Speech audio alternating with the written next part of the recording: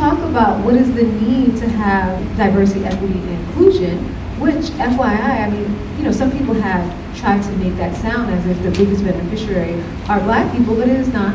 In diversity, equity, and inclusion, the biggest beneficiaries are white women. Legally Naya. Legally Naya.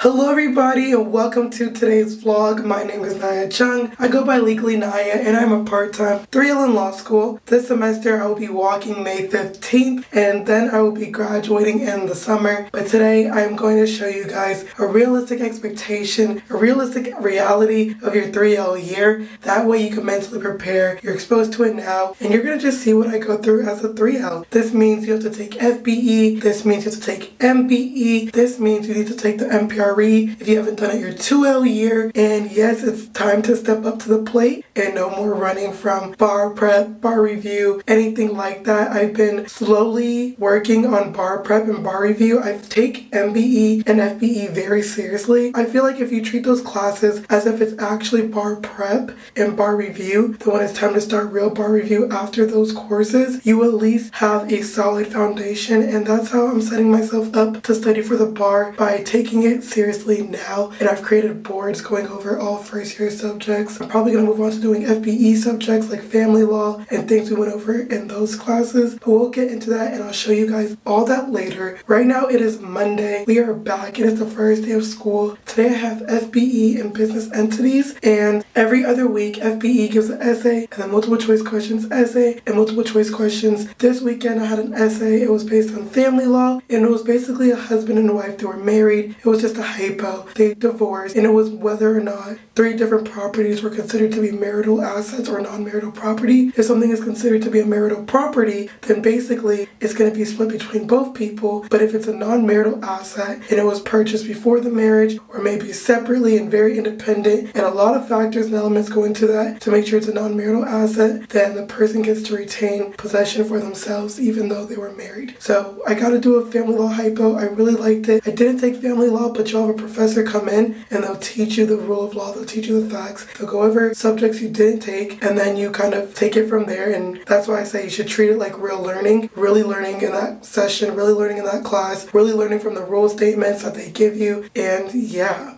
But today we have business entities tonight at 6 p.m. You guys, if you don't know, I have like a 5-hour gap after FBE, and then at 6 p.m. I have business entities, and I'm always starving. So I'm hopefully going to try to pack some lunch, and then if not, you guys are going to see me fail and order some food while I'm at school, which I'm not supposed to be doing. My professor, he actually made us write a reflection paper over the weekend, which I did not know we were going to do because I was planning on studying for the MPRE, but we ended up writing a reflection paper on the documentary called Inside Job, and the link is going to be in my description. I really believe that everybody should watch it. It has to deal with taxpayers' money, citizens, what's going on with our money, why are we always in these predicaments, why are we always spending, where is our benefits? And you would just see how sometimes really, how Congress and presidential candidates will know that they're digging us in a hole and they will not do anything to stop it. We've wasted over like 100 trillion taxpayer dollars, and just one of the things they talked about, and I was like, this is only one thing. Imagine every other thing that has gone wrong. The documentary shows how Congress did nothing to stop it. The presidents were reappointing these same corrupt people, and it's just kind of crazy. So go watch the documentary Inside Job, because I'm telling y'all need to be woke. But of course, not every person does that, but it just shows you how a lot of people did nothing to stop them and what really be going on. And this financial crash led all the way until like 2010. And I find that crazy because 2010 is not that far from 2025. And if you watch the documentary, let me know if you believe that the same detrimental effects that it had on the American people still exist today. But you gotta go watch it. I also want to recommend one more thing. Okay, I can't find it because I currently can't find my backpack, but I'm gonna put it right here. And it's called The Bus Ride to Freedom by Fred Gray. And Fred Gray is a lawyer and he was a part of the civil rights era. And basically in his book, he said, our work is not done yet. Do not let this generation of feeling like, we're no longer slaves, we're no longer segregated, makes you feel like there's still not oppression. And I know a lot of people don't believe in that a lot anymore, but oppression still exists, and it's not based on people, it's based on the system that was basically created based on race and class. And you guys should really read it because he was the lawyer who helped get Martin Luther King, Rosa Parks, people out of jail. He fought for civil rights, and it's just very crazy because it's like we always talk about Martin Luther King, we always talk about Rosa Parks, Malcolm X, but we never talk about the lawyers behind the scenes who were also in court every day pushing the boundaries, pushing the law forward. So shout out to Fred Gray, he's still alive, and I highly recommend that book for anybody interested in civil rights or anyone just interested in what his message is for the future. Imagine writing in a time where you went against things like that. But anyways guys, we're about to go to school, and also you guys, I got a retwist. I feel so cute having a retwist. We're going to maintain it. Let's go to school, let's go study for the MPRE, let's go to class, let's go say hi to my friends. They're probably gonna be in this video. And let's go keep the motivation! Can you focus on me? Baby, can you focus? Okay you guys, I'm officially at school and people are watching me talk to the camera, which is so funny. But I ended up putting this jacket on and then... Hi Professor Garen. Good, I'm just... You're recording a project? No. Okay. But anyways, I'm at school, I have an hour before class. I put an alarm on my phone, and either we're gonna write these boards right now, or we're gonna study for the MPRE. And I think I should study for the MPRE, even though I'm more in the mood to do the boards, but I'm like, nah, it's time to start learning so you can feel comfortable. Okay, that way when you're on exam day, there's no excuses because I didn't have time to study this weekend because of all my homework, and now I need to study. So instead of doing these boards, I might just put on my headphones, lock in, learn some things for the MPRE, and then go to class. Welcome to law school.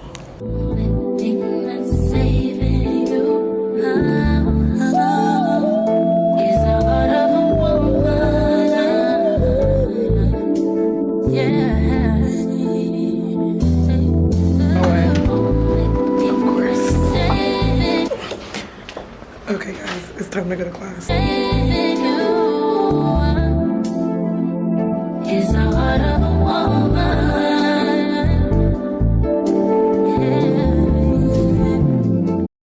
Okay you guys, so we're done with FBE now, and then I'm gonna ask every single person here to define like the structure of FBE and what you think the good thing about it is. So Dominique. So if I had to describe the structure of FBE, I would say readiness for the Florida bar, like just in general. Usually the professor comes in, they ask several questions, or they'll do like regular PowerPoint style. The best part is probably Building Trust today. It's the most seamless form. I like today too. And then what about you, Amira? So I like the structure of the outside portion, like basically our homework, where they're only making us do essays on, the topics that we will be tested in essay form on the bar, which makes a lot of sense. And then multiple choice accordingly, only, the topics will be tested in multiple choice on the bar as well.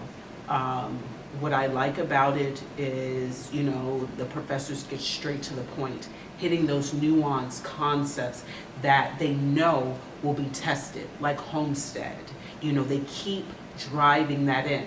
And that will definitely be a gem in our studying. I agree. I feel like to a certain extent FBE is a beneficial class because they do tell you what you should know, and then that can help you when it's time for bar review. Thank you, Mira. And then what about you, Lindsay? So what I like about this class is that every week they focus on one topic. So this week was wills and trust, we've done civil procedure, we've done evidence, but what I like is they have a different professor come in and talk to us every week during lecture, and it could be a professor that you've had or you haven't had. So a lot of professors, like the one we had today, we all had for a charitable organizations workshop a couple summers ago, so it's kind of nice seeing professors that you've had in the past. I agree, because then it kind of brings nostalgia of like your first year or second year, and then you've learned from most of these professors or One some of professor them. came in, he was retired. Yeah. He retired now, but I had him for torts during COVID. Flynn. The last question is, how do you guys feel about graduating? I'm ecstatic. You're Can't happy? wait to be gone. Okay. It'll be so exciting. Not having to go to class. But bar prep is going to be very tedious and long, and I can already tell based on the pre-bar materials. So I feel you. Amira? You know, I am just happy to start my career and just do it. Graduation, that is not the end point. You Yeah. know, it's a marathon. So I'm not going to be happy until I pass that bar. I feel you. That's how I feel. I feel you. Lindsay? I feel like for me it's kind of bittersweet when I graduate because I've been in this program probably a lot longer than a lot of other people. I started during 2020 and COVID, and I took a year off, and I've had some ups and downs with law school, but for me it's just going to be bittersweet because I feel like I have like no words. I feel like I'm going to be speechless, and I'm probably going to space out for a couple months after knowing I graduated because it like doesn't feel real because we're still in class now, and we're like looking forward to commencement, but I know in the end, like, we'll look back at it and, like, we'll all have successful careers and be like, remember when we were sitting at FBE and talking about graduation? Right. Whoa. You can And watch then the it's gonna vlog. fly by with that video.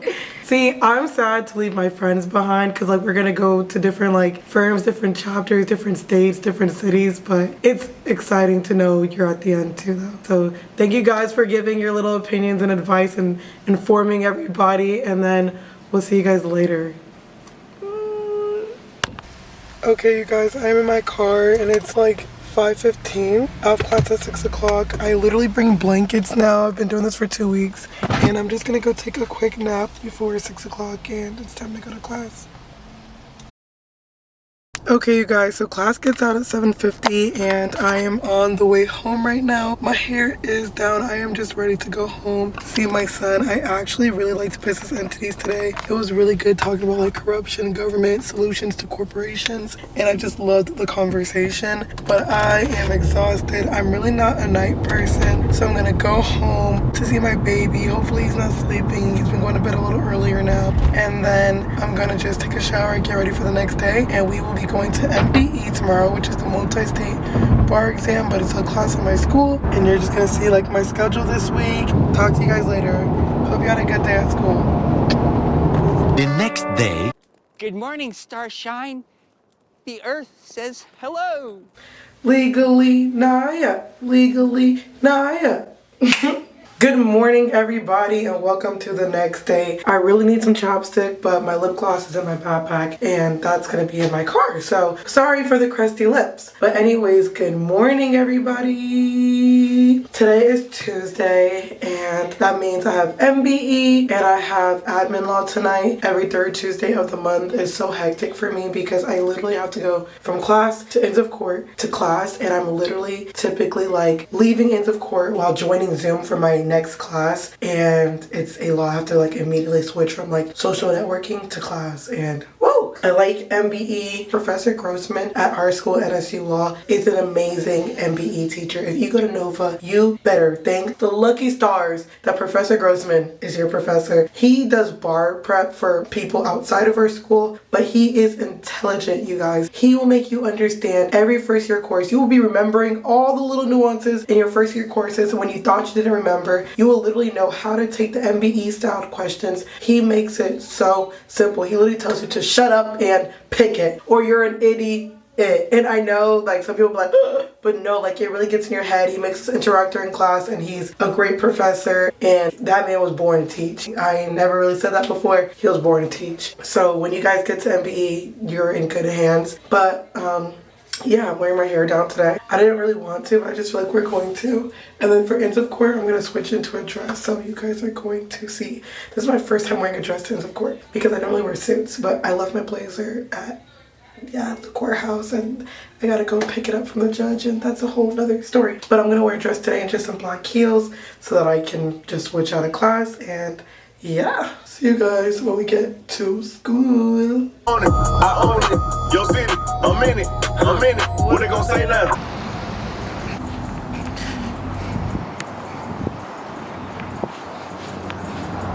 Hey guys, welcome to MBE. If you enjoy the content, make sure to like, follow, and subscribe. Purr. This is where I sit. I'm also going to continue editing this video until class starts in 5 minutes. Hi guys, I'm back. I'm only awkward because somebody's next to me. Wow. I'm out of MPE now and we're done with real estate and I'm trying to see what our next topic is going to be. We only have 2 more subjects to go over, so it's either going to be evidence or civil procedure. I'm interested to see how evidence goes myself because evidence and I are enemies. But I'm gonna go to ends of court soon. It's about to be 3 o'clock soon. You know I gotta be there at like 5 something, so yeah, see you guys soon. Okay, you guys, I'm waiting to go to ends of court, and while I'm waiting, I'm with Curvin. Tell everybody what year you're in. I'm a 2L. And then I always low-key ask somebody a question, even if I'm just vlogging. So then, what's one thing you would tell somebody interested in going to law school? If you really want to do it, keep going. It gets hard. For sure. LSAT is hard. Everything hard. But like I said, if it was easy, everybody would do it. Oh, that's true. Honestly, like, as much as I encourage people to go to law school, like, the truth is it does take hard work and, like, dedication and, like, really having a goal and not giving up. If you're gonna give up, then this is a long journey, so. Don't come here. He said, don't do it, don't come here if you're not going to. But he's right. He's right, y'all. You gotta be ready for this. And he's just doing arts and crafts right now. I'm not doing it. I'm just kidding. R.I.P.B.I.G. A handful of Wheezy, sprinkle of Dave East. Please take the parking ticket. Okay, you guys, I'm here at ends of court and I'm wearing a dress today. It's 5:29. I need to run in because it starts at 5:30. Oh, now it's 5:30. Bye! Hello, everybody. I am coming from ends of court. It is 8:02 and I had to make sure to leave because, look at this, I'm in class. So because I leave from ends of court and go straight into class on Zoom, I literally start Zoom on my phone while I'm walking out, and then I get home and set up to my computer, and this is my Tuesday nights when I have ends of court. This is life. This is real life for real. I can't believe it sometimes. I really can't. But I'll see you guys when I get home, or actually I might just end it right here until we pick up for tomorrow. And tomorrow we have just business entities, but I'm gonna choose to study for the MPRE all day. I'm gonna wake up early, get on my Zoom, and yeah. Kaden is ready to go to school. It is officially Wednesday, and I'm about to log in for homework. Well, I'm about to log in for the MPRE, I mean. You are?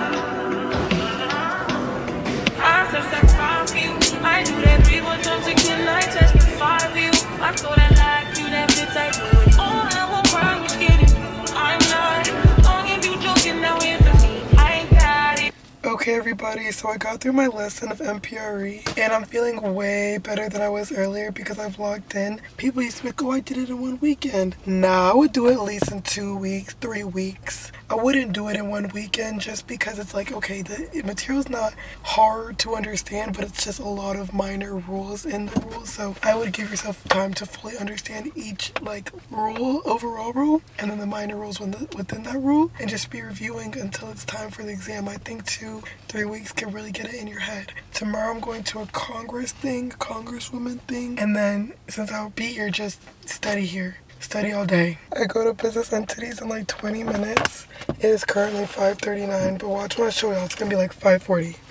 Oh no, still 5:39. My business entities class is at 6 o'clock till 7:50. Today is really just one of those days where I don't want to go to class.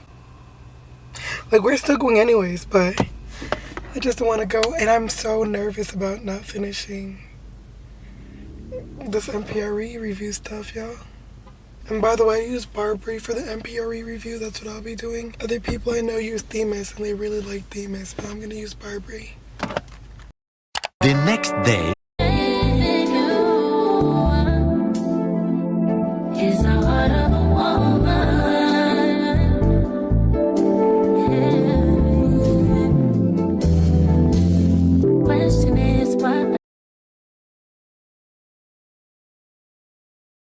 We are especially honored to welcome Congresswoman Sheila Cherfilus-McCormick, a trailblazer whose leadership exemplifies what it means to stand boldly for justice and equity. Good Thank you for having me. In this time period where we see a lot of our policies that were put in place to actually give women the opportunity to succeed, like every man in this country being rolled back, it's important that we're having this conversation and that we're actually coming together to know how we move forward. So I thank all of you for being here, and I thank our allies for being here, the gentleman who's here, and I thank everybody else who's here. So you can proceed if you're ready. Okay, Congresswoman. So the first question is, what led you to wanting to step into politics, to leave your comfortable job as a lawyer and as a CEO executive to want to fight for people in District 20? So before I came into Congress, I went to law school at St. Thomas Law School, and at that time I was raising my daughter, and I wanted to do service. I always knew I wanted to serve, and I found myself in healthcare. And I did a lot of healthcare administration. I understood the law. At the time when I got into healthcare, it was around 2010 where they had the Affordable Health Care Act, which all the different healthcare organizations were trying to figure out how could they abide by the new standards and legislation, and how could they incorporate it into their companies. So they were like vigorously recruiting attorneys to come into healthcare. So I was at the right place at the right time. I understood law, I understood policy, and I also knew implementation. And so I was able to do well, and being able to do well also allowed the profit margins to grow because we knew the laws and the changes. And so I was doing that. I was very comfortable at that place, but my daughter started having difficulties learning. And in that time period, it was upsetting to me because I feel, being in healthcare, you understand how healthcare works. And I felt like for my daughter to be having issues where she got diagnosed with everything because they couldn't figure it out. And it was like so time consuming. I said, this isn't fair. That there should be a clear pathway for our children who have learning differences. Just like if you have a heart attack or if you have a heart issue, they send you to the cardiologist, everybody knows the plan. So why is it that our children are different? Where now as a parent, you're stuck by yourself trying to figure it out. So that really upset me. But when I was upset with it, I was silent about it because I said, you know what, maybe I'm working too hard. Maybe, when I was in law school, I didn't give her enough attention.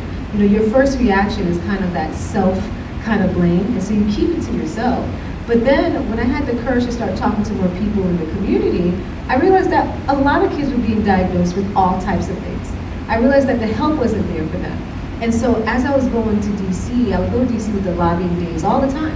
And we would talk about seniors' rights, how some of the laws that are being passed, when you try to implement it, it actually does the opposite thing than what they're trying to do. Because a lot of people who are actually writing the laws don't really have the intimate connections with the community to know how it actually turns out. And so one day I had the courage to actually advocate for myself. And I said, well, what about our kids who are being diagnosed? What are we going to do for them? And after that, I just got very frustrated. And I was praying about it, and I told my husband, I think I've been called to run. And my husband at the time, we were married only a few years in, and he was like, oh my goodness, I knew this was coming. And so, but it does take that to enter politics, because it is very stressful. And if you don't have the heart for the people and the commitment, you won't stay. And so I felt like I was called to this position. Many of my colleagues feel the same way. They were called into it. There are some who, wanted to be in politics their entire life, and they went down that path. But more times than not, there's a lot of people who were just called for that time and that moment and wanted to be that change maker, and they have actually come into it. So, since you're involved in healthcare, that's kind of where you started, what policies are you advocating for to address racial disparities and in the maternal mortality rate specifically? Well, we've been really pushing for accessibility. And the reason why I'm bringing up accessibility right now is because one of our biggest fights that we have on our hands has been the cut to Medicaid. Now, Medicaid has been covering so many different kids throughout the entire country. Also been covered, we're seeing the coverage for mothers also being in play. Specifically, they've been trying to slash the postpartum care that comes, right? Postpartum care and prenatal care, I think, come hand in hand. And we've been seeing more and more of this administration attacking those things. And so when it comes to yours at the same, so before this administration, we were really fighting on the momnibus. The momnibus was looking for more culturally competent medicine, culturally competent programs, including more minorities into different tests, so we can understand what is really at the heart of the disparities when it comes to maternal mortality. Now we are shifting to where we can't even have that forward movement Because we're afraid that our women and mothers and children will not be covered. That the systems that we have in place right now, constitutionally, DOJ can't go in and stop them. So what they're trying to do is to defund them, which will have the same effect. So what does that look like? That looks like HHS. Them firing enough people so if you try to call or get benefits, they can't perform the work. Them zeroing out the budget that we actually agreed to before that will bring those services into the community. So we can talk about the work we've done and how we can advance, but how can we do that when they defunded it? And so this is a critical moment that we're in because we are now fighting for the basic existence of women's healthcare. When it comes to the military and what we're looking at for our veterans, they have been eroding actively anything that has to do with women's care. And their premise for that is that they're anti-diversity, equity, and inclusion. So no longer should they fund the Veterans Women's Clinic. I don't know where the logic comes in. I mean, women and men are biologically significantly different. I mean, they say this all day and night. So why is it now we shouldn't have the Veterans Women's Clinic? Why are you not funding that if you can acknowledge the differences? And so this is where it becomes very important for our lawyers and our law students, because you guys, when you come out, you're going to be entering the war, whether you choose to or not. You know, I would love to tell you you're going to enter into a different type of atmosphere, but you're not. Like, I wish somebody had told me, Sheila, when you come out of law school, you will actually be entering at a time when everybody's trying to reform and re-engage healthcare. You know, when I went into healthcare, a lot of people weren't doing it. Lawyers, that wasn't the path. You know, when they had, career day and all the law firms came in, they didn't come in for healthcare. That wasn't what they were doing at the time. But there was a need for lawyers in healthcare. Right now, I can tell you there's a need for attorneys to actually be fighting back.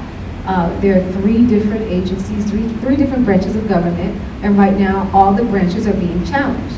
And we rely on attorneys to go in and say, no, the Constitution says this. We must assert our authority as legislators in the House and in Congress. We must assert our authority for our judges.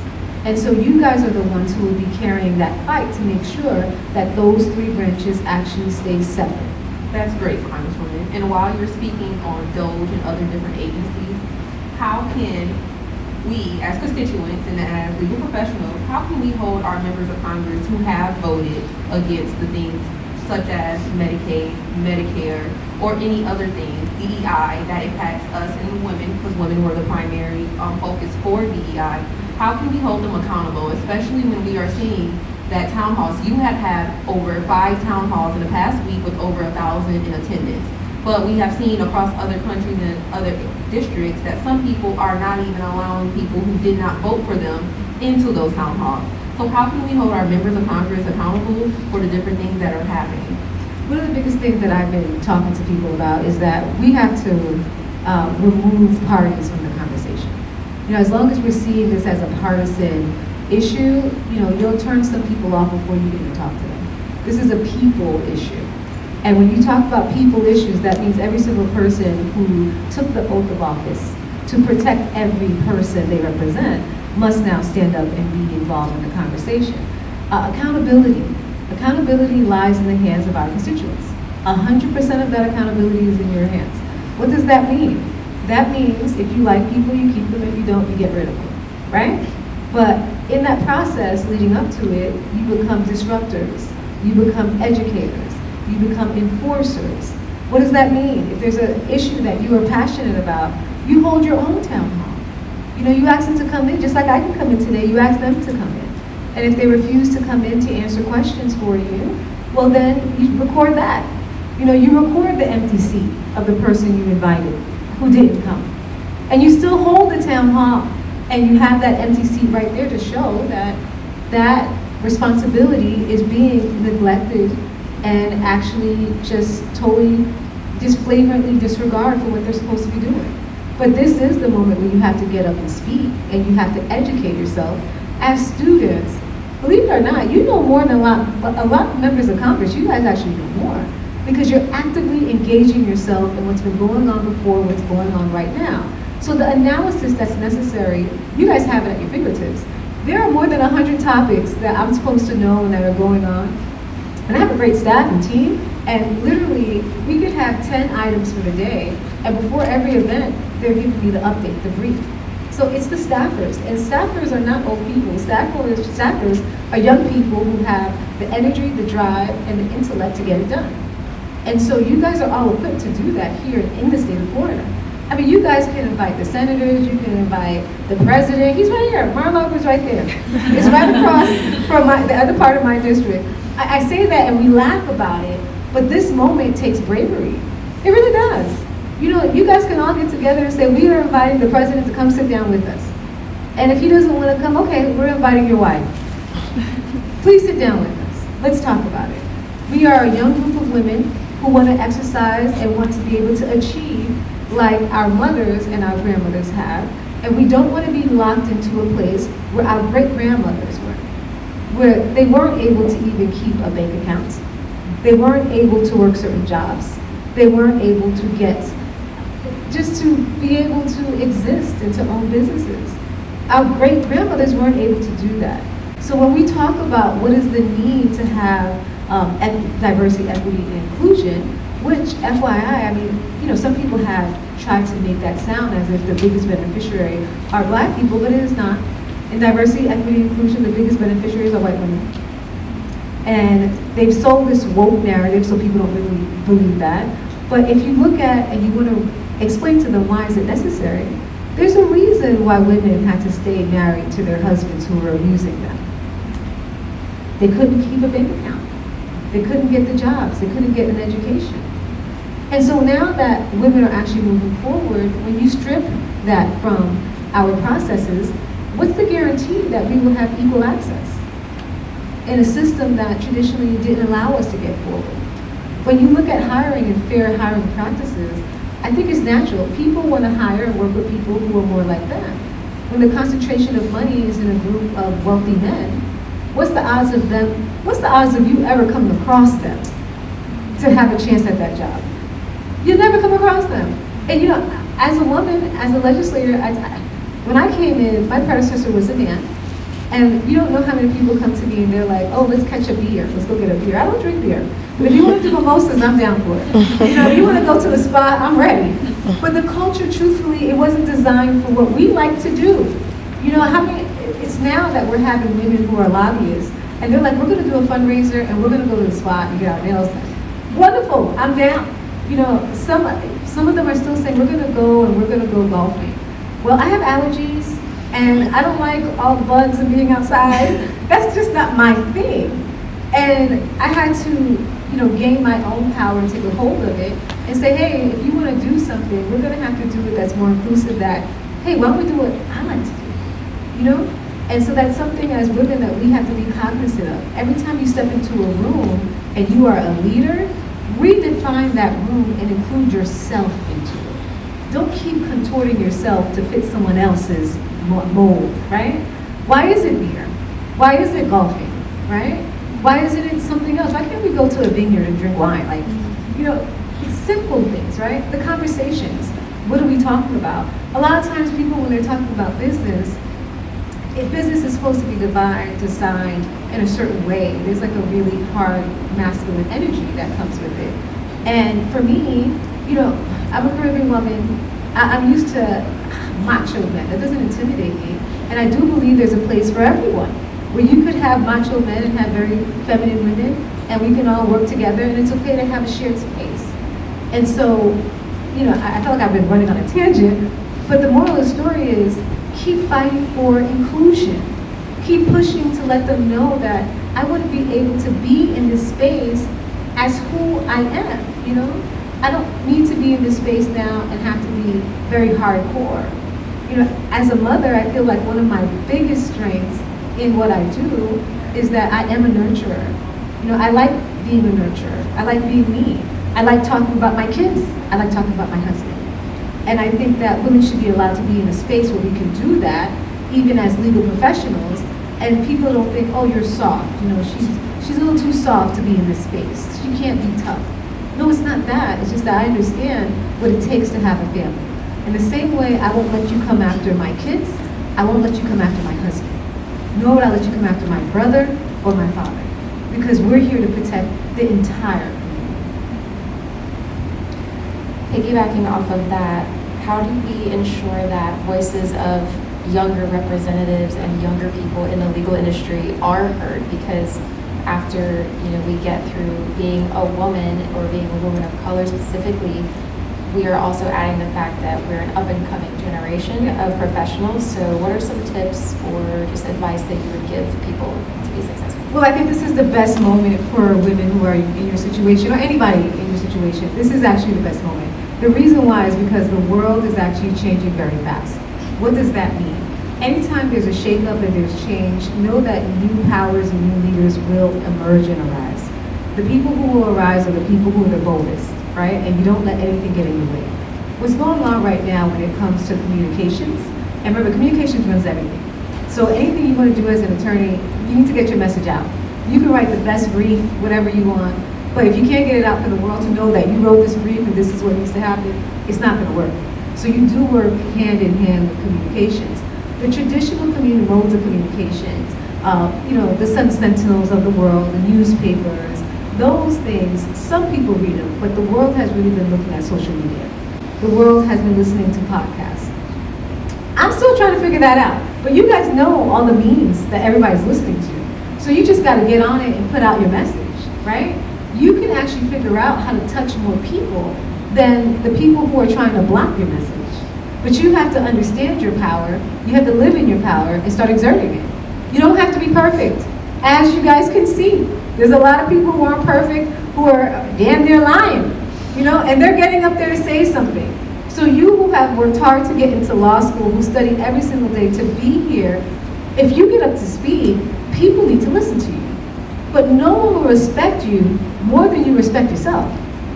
No one will value you more than how you value yourself. If you don't think that anybody should listen to you, no one's going to listen to you. If you're not confident that you know what you're talking about, no one else will think you know what you're talking about. And I can tell you, just by being in this room, you are steps and levels ahead of several people who are thought to be thought leaders. They just have more confidence than you. So I would say that use what you have. Get up and start speaking. Invite people. If they don't come, put it everywhere. Talk about what's important to you. Everybody's trying to decode, what is it this generation wants? What is this generation going to do? Ask them, invite them, hire them, promote them, and you'll find out. And you guys have to pressure people to do that. These are real questions that you have every single right to ask. So I would start asking those questions and inviting people. Oh, with influencers. If you guys have influencers to do that with you, it would be gold. So, Congresswoman, I want to talk about your path in Congress. Well, as I know, as you guys don't know, her leadership has always been women. From the legislative director, from the comms director, from the chief of staff, from the district chief of staff, even from me as leadership in her office. And that was very bold. I remember when she first got sworn in, and we were talking to certain members of Congress, and it was crazy because they were women and they were black women. They were saying, oh, you need this man to do this, you need this chief to do that, we're gonna set up your whole staff. And she said, well, no, I already got my staff. And I'm like, yeah, I already got my job. I'm not gonna take that. I'll let y'all know who I am really quick. But how was that? And you were successful. We won so many awards through Congress our first year, our first term. We won the election by a landslide. So talk about how putting women in those places, that the places that were supposed to be hold for men, how's that came? So when I got into Congress, the first thing everybody wanted to do was give me staff. First thing they're going to try and do is give me staff. And they even tried to dictate who should be staff. And there was a lot, I'm not going to lie, there was a lot of men who felt like they deserved to be in that spot just because they were supporters, right? I feel like my past life led me up for this moment. When I was a CEO of a healthcare company, I was raising my daughter by myself. That was before I was married. And I knew for me to do the best job I could do, I needed a place where my daughter was welcome and where other mothers who had kids didn't have to choose between my children, my family, or work. And so we had a room where we had TV, it's like a play area where you could bring your kids. Kids get out of school at 3, work ends at 5. Sometimes you need your child to come to work. And we had a place for them. We had different things built in where we welcomed your whole family, not just for women. If you were a man and you wanted to bring your child also, we had no problem with it. And I saw that to be the most productive. Because now you have people who are committed to their families, their children, and committed to you because you created that space. So when I went to Congress, I was looking for the same. I knew what worked, and I knew what commitment was. And so I looked for people who had the heart for the district. And what that means is, I wasn't even really, okay, I'm looking for a man or a woman or whatever. I needed someone who knew my district, who loved the district, and they weren't doing this for, I want to be in Congress. And it just so happened the most qualified people were the women who fought like hell to get there, the women who had great tenacity, who would not take no for an answer. I also looked for people who weren't DC people. Because when you're a DC person, I feel like you're disconnected to the real people. And it's reflected in everything you do. If you're too much of a DC person, it's not going to work. My district is a very interesting district. I love my district. They're very unique people, to say the least, and very vocal. And so one of the first letters I got, it was supposed to be a mailer going out. I looked at it and I read it, and I said, well, who's supposed to understand this? Because it was DC language. We were talking about continuing resolutions and appropriations, and it had nothing to do with the people. And so I've always been intentional with uplifting the people in the district and not carving out traditional spaces that are supposed to be for men or supposed to be for this race or background, and just letting people really compete and rise for the position. And it made a difference. I'll give you another example of the difference. When I was putting people in these spaces, someone said to me, you know what? Your leadership, they're all reflective of historically black colleges. I didn't choose that. I didn't look to say, hey, I want to make sure you went to this school or that school. It just so happened that that's what we had. And I said, well, what's the big deal with that?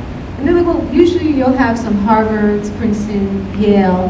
And I was like, well, I didn't even look at that. That wasn't even my characteristics. Who could do the job and who could do the job well? And I think that goes back to, accepting everything that's in you.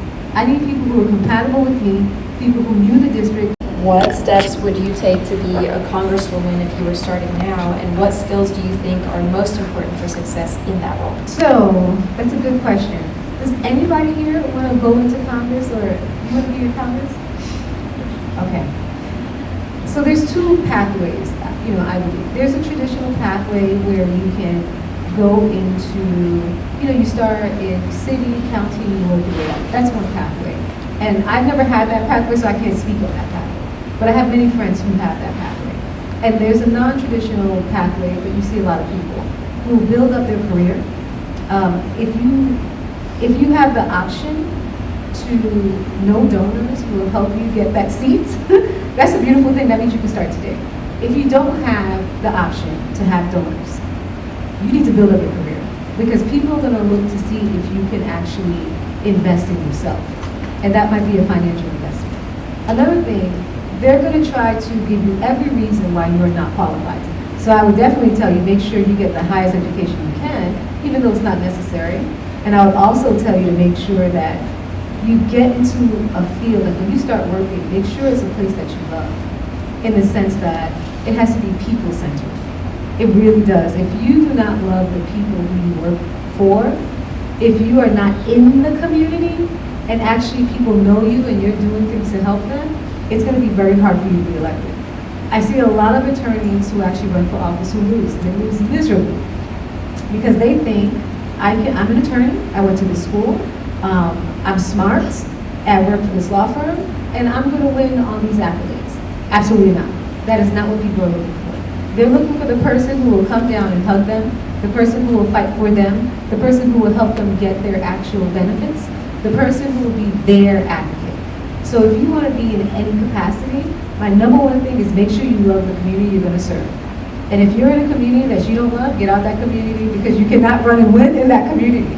I always say that the best community for you to run in is the one that you grew up in. Because you know those people, you were raised there, you know the limitations. If the water's been bad your whole life, if you opened up the faucet and it came out brown when you were 2 and now you're 23 and it's still coming out brown, you got something to fight for. You're fighting for water. If you've been in this neighborhood and you've seen that there hasn't been a hospital here for how many years, and you have to drive so far to get to a hospital, you know firsthand experience. this is what we need to fight for. So make sure you love the people, make sure you love the community, and make sure that you take the time to really understand what you're doing. I see a lot of people who are running, and they're running off of talking points, right? They really don't understand how things connect. They don't understand how people affect each other, and people will see through that. So those are the two biggest things I would say. Now, as far as traditional pathways, I've never done it, so I can't give that advice. I ran business, I saved up my own money, I showed everybody that I took a chance to invest in myself. And when people saw that I could invest in myself, when people saw that I was brave enough to challenge the system, where if you don't have someone, if you can get a mentor now. If you can join organizations that volunteer now. But if you wake up like I did, halfway into my career and say you're going to do it, you're going to have to make partnerships fast, coalitions fast. And that's good that you touched on it. So in your first election, you ran against 11 or 10 other opponents. And you won a special election with limited time. So let's talk about that, especially because you ran against a county commissioner who did the traditional route of being elected in every position. You also ran against a state senator, and you also ran against a state representative. And they were all men. And it was a lot of talk. They were doing the same things you were doing, and it was a lot of talk of what Sheila was doing. And it was because you were a woman, obviously. Even the things of being unbought and unbossed, they were not a fan of that. So how do you navigate in those areas where people are obviously going to criticize you based on just because jealousy? You have what they have, or they feel like you're not entitled, you should have waited in line, you should have went the city route and then ran for Congress. So how do you come back when people don't want you in the space? Well, I think that you have to understand the space that you're in. When you understand the space that you're in, and that it's a contentious space, people are competing with you. But in law school, I think everybody knows, you're used to competition. Moot court, we're used to competition, you know what that is. And so what people do is they will spread rumors about you based on stereotypes. That's their first. Because it's easier for people to sell a stereotype because it's a stereotype, right? So if you're a woman, I remember we had one person, and he said, if I wasn't a married woman, he would say that, I had all these boyfriends. Because it's a stereotype, right? That's what they want to do. So they will try to degrade you and talk about you and put out stereotypes. And you gotta kind of like brush it off and know the territory. This is what they do. But the one thing I can always tell you is that your character will outlive the lie. Every single time, your character will continuously outlive the lie. Every day you show up, everything you do, everything you say, people are judging you. And if you show up every single day being the same person, and you're not swindling, you're giving, you're honest, then when the lie comes up, because the lie changes all the time, it will morph. You'll be like, well, I've been coming here, we've been here now for 4 years together every single day. What do you believe? Because you will outlive it. So don't let those things bother you or throw you off course. Because one thing you always have to remember, people who meet you for the first time, they're meeting you today. So if you have a chip on your shoulder from the lies they said about you yesterday, if you're bitter because they said about you yesterday, well, I wasn't there yesterday. Today's the first time I'm meeting you, and you seem real bitter and hard to me. You don't seem friendly to me today. So you have to realize that you have to wash that out. Every single day, all the negativity, get it off of you, because that will start to be your narrative. And remember, they love to say that. That's another thing. If you're strong and you're smart and you're outspoken, they're going to say she's hard to work with. That's code. Okay? Anytime you hear, you never hear he's hard to work with. Okay? You never hear that. You will hear she's hard to work with. She is demanding. You never know what you're going to get with her, right? They're saying that because they're trying to say you have mood swings because you're a woman. That's why you never know what you're getting with her today. That's all cold, and it's based off of your femininity and the fact that you're a woman. And so let those things roll off of you, right? There's nothing wrong with our strength. Embrace it. It is who we are. But prepare your mind for it. Prepare your mind for the challenge. One person told me this, and this is the last thing I'm going to say. They said, if they're not talking bad about you, you're not winning. So anytime it's quiet and no one's not saying anything about you, just know you're irrelevant. When they start talking about you, and when they start making up stuff, girl, you are winning. You are winning out of this world, because now they tested your character and they couldn't find anything. They followed you and did your whole background. They talked to your first boyfriend, your first kindergarten teacher, your first grade teacher, and they couldn't find anything. And now they're making up stories about you. Now you're making it different. And don't play into it. Prove them wrong. They're going to say you're angry. Show up every single day happy. Don't let them steal your joy.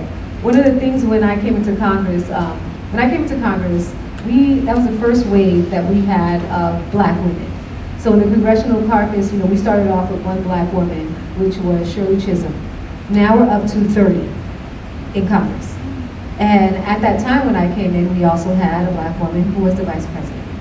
But what was more significant is this is the first time we had such a large class of women who were under 50. And so we would have regular dinners with the vice president. And we would talk because it's very difficult when you're a younger woman. And I say younger because my colleagues are 80-something years old.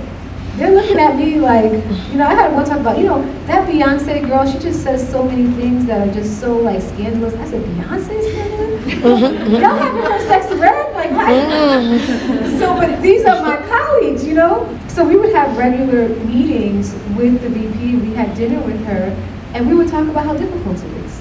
And we were like, it's hard on us, and no one knows what we go through because you sacrifice.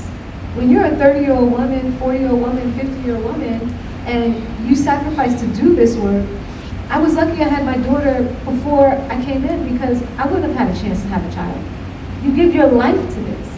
We have women who are under 50 who are physically getting ill because we give our life to this. And so one thing she would always say to us is, be intentional about your happiness. Do something that makes you happy. And so as you guys are moving through, and I know you sacrifice everything in law school, make sure you put in things that make you happy. Because how could you convey joy if you're not happy? How could you, even show people that this is worth it if you're not happy? And when you go and you start working as an attorney, it's hard. It doesn't get any easier than law school. Some people are like, I can't wait to leave law school and go practice. And you get into practice and you're like, I cannot stand this. So be intentional about your happiness, be intentional about yourself, and don't let these things rattle you. And once again, if they talk bad about you, know you're in good company, because they talk bad about all of us. Okay, and then for our last question, do you have any tips or anything that you would like to say to the beautiful women and some of the men who are here today? I think my biggest tip of the day would be to really seize this moment. And I say that, and when I came into Congress, I felt deep down in my soul that these were destiny moments, right? And I kept on telling everybody, these are destiny moments. And as we started seeing the entire world start shifting, it's becoming clearer and clearer that these are destiny moments. And understand what we're living in right now. Our norms are being challenged. Our norms of how we exist, what we believe, the Constitution, are being challenged. These challenges now, and these ideologies and perceptions, they will be cultivated by what you guys say and what you do. What you guys prove in law, what you guys prove as being just the assumptions that need to be there, what you accept to be presumptions, and what you reject to be accurate presumptions are important. If you sit back and accept that there is no need for programs that equal the playing field, then as we go forward as a country, people will accept there is no need.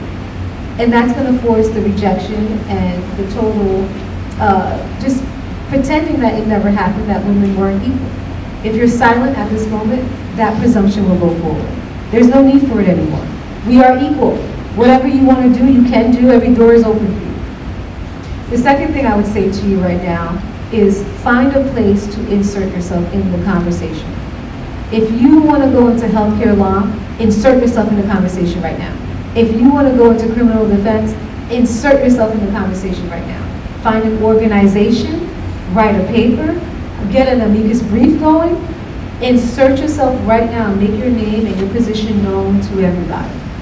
Because there will be a time when this door will close. And when this door and this shaking closes, there will be new leaders that arise.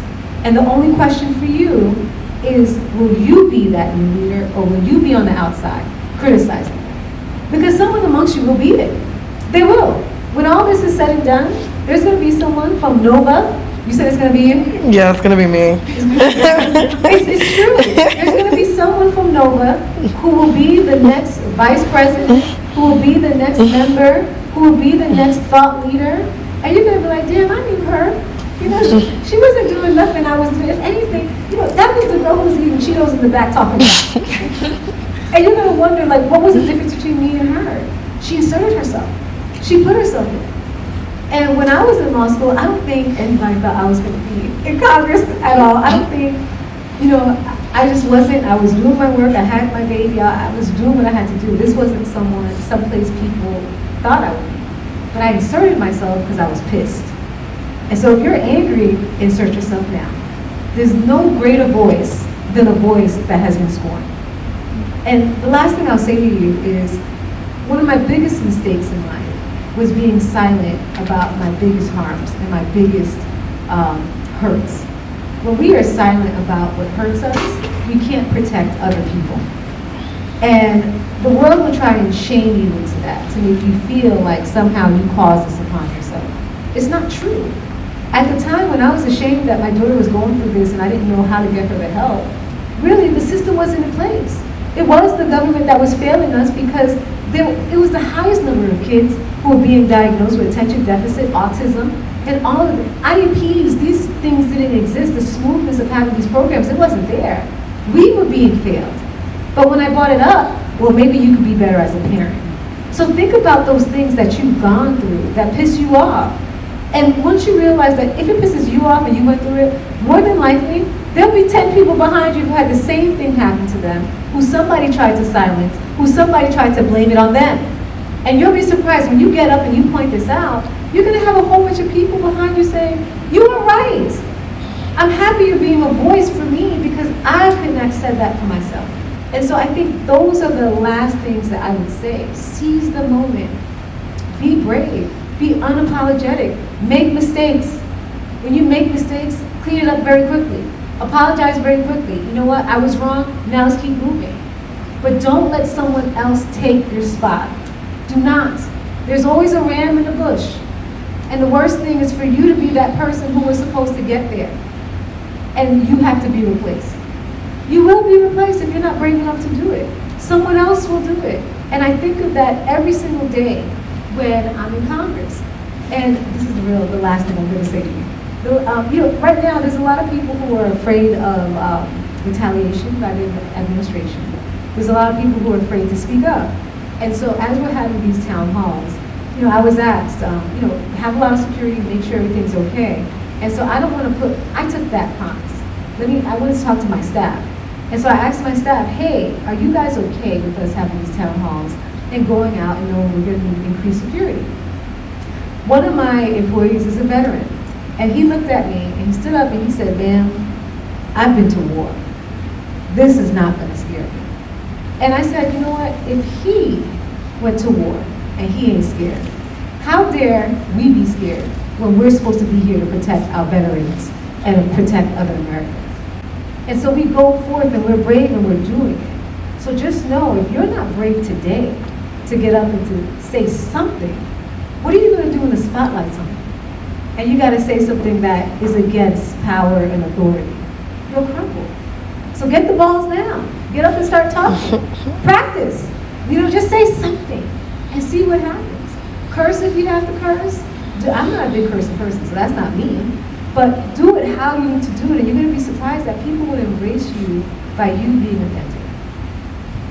Well, thank you, Congresswoman, for coming out. So Paul and Bosa got you a gift. Thank you. Aww. And we want to thank you for your active support.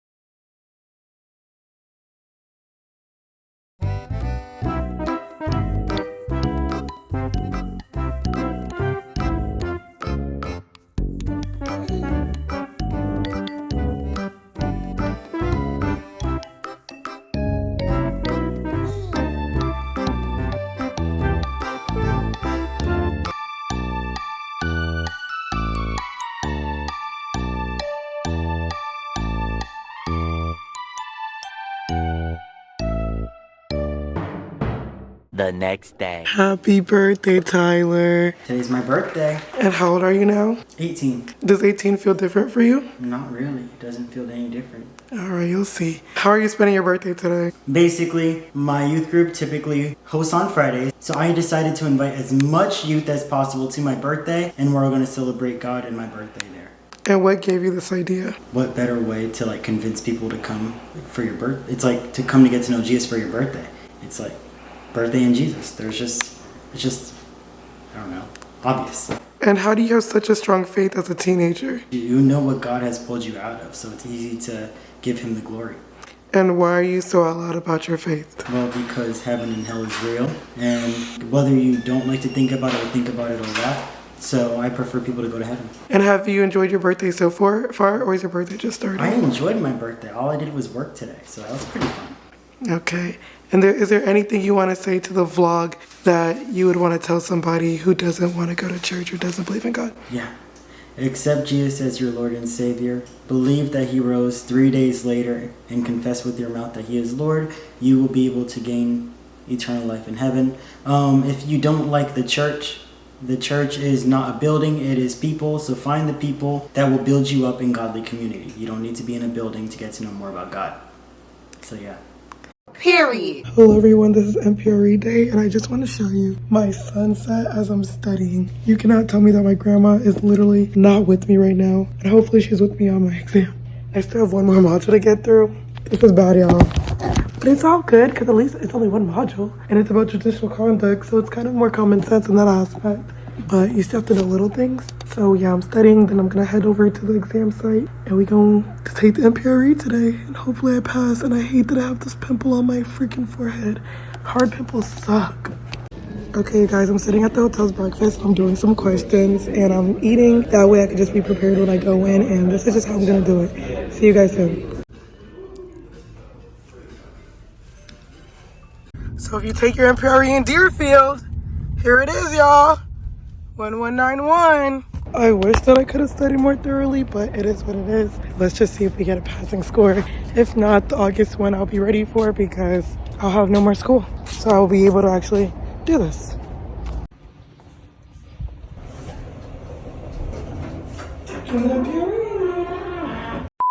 Okay, you guys, I just did the MPRE, and honestly, it was not terrible. I will say that you should do practice questions, whatever you're using, Barber or Themis. I went through the lessons, but I didn't have enough time to do practice questions. I honestly did practice questions like 20 minutes before while I was eating, and then that gave me an idea, and those practice questions look exactly like the exam. So do practice questions, and the practice questions come from the MPRE, which makes sense of why it looks like the exam. So do those questions beforehand and try to get through all the material, but do a practice exam before anything, because those explanations will literally be the reasoning when you take the exam, and then it gives you an idea of how to answer the questions and how to apply the rules. The MPRE scores are typically released within 5 weeks from the date of examination. In addition, I just want you to know that it tells you to get there like 30 minutes earlier. If your thing is at 10, you could start at 9:30. If your thing is at 11, you could start at 10:30 whenever you get there. So before you even open the door to that room, make sure that you're ready to enter that exam. If not, wait out there before you open the door and do all the quick learning, because once you open that door, they're like, put down your backpack, like